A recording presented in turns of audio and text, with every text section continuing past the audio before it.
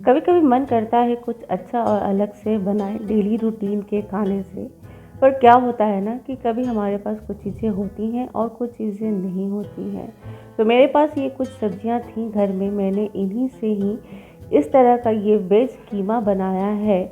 और साथ में ही मैंने बनाया आटे का ये नान, नान भी कह सकते हैं या तंदूरी रोटी पराठा, जो चाहे आप उसे इसका नाम दे सकते हैं। और देखिए ये कितना सॉफ्ट बन के तैयार हुआ था, बहुत ही टेस्टी कॉम्बिनेशन था इन दोनों का। तो चलिए बनाते हैं ये रेसिपी। तो यहाँ ले लिया है मैंने 2 कप जितना आटा, उसमें डाल रही हूँ मैं 2 चम्मच जितना दही, थोड़ा सा डाल रही हूँ नमक और 1 चम्मच जितना चीनी। साथ में डाल दीजिए 2 चम्मच जितना देसी घी और इन सबको अच्छे से क्रम्बल कर लीजिए, मिक्स कर लीजिए। पहले अच्छी तरह से रब करके जब मिक्स हो जाए तो हल्का हल्का पानी डालकर आपको इसे आटे की तरह ही डो बनाकर तैयार कर लेना है। अब इसे 10 मिनट के लिए रख देते हैं रेस्टिंग टाइम पे। सब्जियों में मैंने लिया हुआ है यहाँ पे ये मटर है, जिसे इस तरह से चॉपर में मैंने चॉप कर लिया है। और ये न्यूट्रेला है, अच्छे से उबाल कर इसे छोटे छोटे टुकड़ों में ही मैंने काट लिया है। और यहाँ पे लिया हुआ है बंद गोभी और गाजर। आप बंद गोभी के जगह पे आप फूल गोभी ले लीजिए और मटर के जगह पे आप चाहें तो शिमला मिर्च या बीन्स का भी इस्तेमाल कर सकते हैं। पर सारी सब्जियों को आपको बहुत ही बारीक इस तरह से चॉपर में चॉप कर लेना है।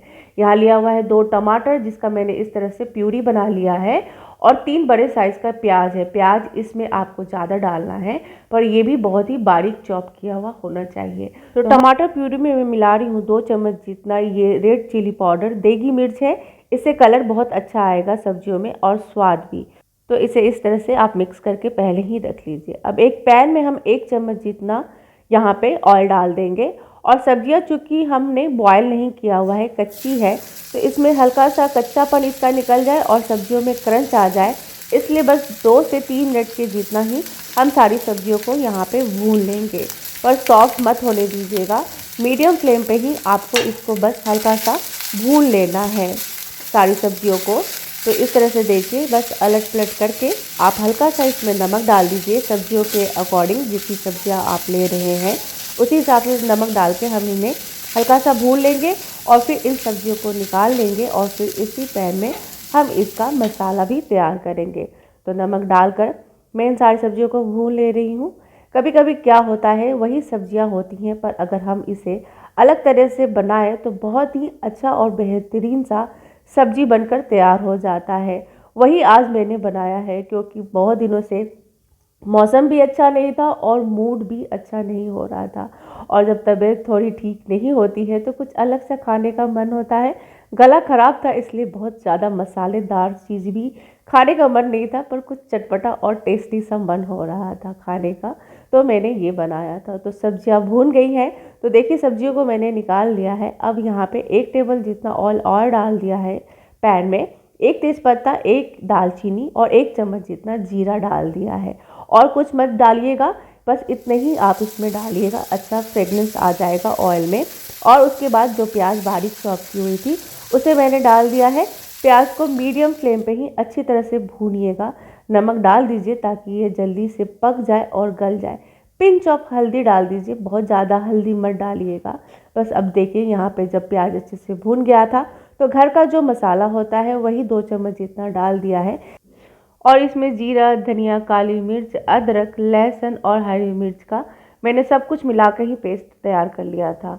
ये नहीं है तो आप पाउडर मसाला इस्तेमाल कर लीजिए, या फिर 2 चम्मच जितना पाव भाजी मसाला भी यहाँ डाल सकते हैं। और 1 चम्मच जितना अदरक लहसुन को फ्रेशली कूट कर आप इसमें डालिएगा, तभी ये स्वादिष्ट बनेगा। उसके बाद मैंने साथ में ही जो टमाटर का प्यूरी बनाया हुआ था उसे भी ऐड कर दिया है, क्योंकि मसाले के साथ साथ टमाटर का भी भूनना बहुत ज़रूरी है। अगर टमाटर अच्छे से यहाँ नहीं पकेगा, नहीं भुनेगा, तो सब्जियों में वो स्वाद नहीं आएगा, इसलिए इसे भी अच्छे से पका लीजिए यहाँ पे। उसके बाद लास्ट में यहाँ पे मैंने कसूरी मेथी डाल दिया है और 2-3 मिनट के लिए अब मेथी डालकर भी आपको इसे भूनना है। तो सारे मसाले को अच्छे से पकने देते हैं, इसलिए यहाँ पे हम इसे 5 मिनट के लिए ढककर रख देंगे। और जब आप 5 मिनट के बाद इसे खोलेंगे तो आप देखेंगे इसमें से ऑयल रिलीज़ हो गया है और मसाला भी देखिए पैन में अब नहीं लग रहा है, तो यानी कि ये बहुत अच्छे से पक गया है।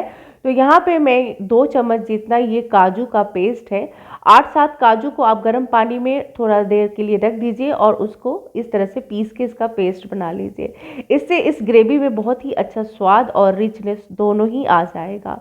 तो काजू को डालते ही आपको कंटिन्यू इसे भूनना होगा 1 से 2 मिनट के लिए, नहीं तो मसाला पैन में चिपक जाएगा। तो काजू डालते ही ये मसाला चिपकता है, इसलिए आपको कंटिन्यू चलाना पड़ेगा। थोड़ा सा पानी डाल दीजिए ग्रेवी को हल्का सा पतला करने के लिए, और जब पानी में अच्छे से उबाल आ जाए तो जो सब्जियां हमने भून के रखी थी, हम उन सब्जियों को इसमें डाल देंगे। अब इन सब को अच्छे से मिक्स कर लीजिए मसाले के साथ। अब क्या है कि सब्जियों में मसाला अभी तक नहीं गया है, तो आपको 5 से 7 मिनट देना होगा कि सारी सब्जियों में जो ये सारे मसाले के फ्लेवर है अच्छे से रच बस जाए। तो अब इन सब को अच्छे से मिक्स कर लिया है। आधा कप जितना पानी इसमें और डाल दीजिए, ताकि जब हम इसे ढक कर रखेंगे तो सब्जियों में मसाले का स्वाद भी चला जाए और सब्जियां अच्छी तरह से पक भी जाए, क्योंकि सब्जियां अभी तक हमारी पकी नहीं थी, हमने उसे हल्का सा क्रंची सा भून कर तैयार किया हुआ था। तो सब्जियां भी देखिए अब गल गई हैं, पक गई हैं और अच्छी तरह से मसाले में मिक्स हो गया है। अब इन सबको अच्छे से यहाँ पे आप 1-2 बार और चला लीजिए, और देखिए जितना थिक रखना है उसी हिसाब से आप इसे एडजस्ट कर लीजिए। मेरे हिसाब से इतना ये थिक सही है, क्योंकि ये कीमा बना रहे हैं हम। लास्ट में डाल दीजिए कुछ अदरक के जूलियन और हरी मिर्ची भी इसी तरह से लंबे लंबे काट के, और बस इसे अब ढक कर रख दीजिए सर्व करने के लिए। ये टेस्टी सा बहुत ही स्वादिष्ट सा सब्जी बनकर तैयार है। ट्राई ज़रूर कीजिएगा, बहुत ही अच्छा, बहुत ही स्वादिष्ट बना था। तो चलिए अब हम देख लेते हैं आटे को। तो देखिए आटा भी हमारा बहुत ही अच्छे से सॉफ्ट हो गया है।